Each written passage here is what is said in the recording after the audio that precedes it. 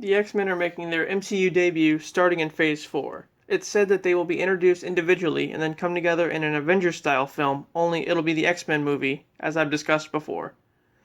And aside from Logan and Rogue, some of the mutants we will be introduced to initially are Cyclops, Marvel Girl, who is better known as Jean Grey, Storm, who is said to be from Wakanda in this version, Nightcrawler, Havoc, who is Cyclops' brother, Sunfire, and Thunderbird.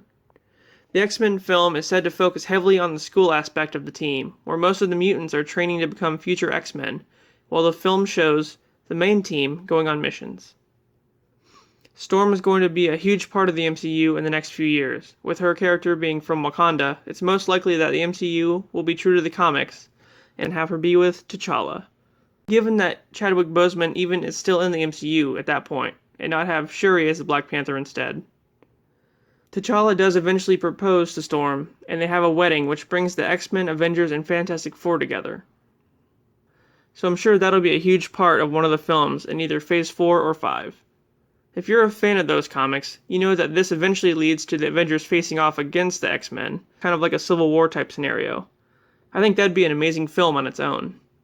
With little else known about the X-Men in the MCU, what has been confirmed is that eventually Magneto will be introduced as a huge villain for the team, only to later switch sides and lead them in a fight against Doctor Doom. Possibly in the Secret Wars Battleworld movie, or maybe even if they truly adapt Ultimatum. Lastly, the Weapon X program, which turns Logan into Wolverine, is already pretty much part of the MCU. If you know, the Weapon X program is basically the Super Soldier program, which dates back to the 1940s. So yes, technically Steve Rogers was Weapon 1. I'm not really sure of who was experimented on in between Steve Rogers and Logan, but I do know that with the Black Widow movie, the Super Soldier Serum plays a big part, as in, Thunderbolt Ross is on the hunt for it throughout this film, and going into some of the Disney Plus shows. Bruce Banner was the one who brought back the program in the 2008 Hulk movie, when he experimented on himself, becoming, well, the Hulk. And don't forget Ross gave Blonsky the same serum, which turned him into the Abomination.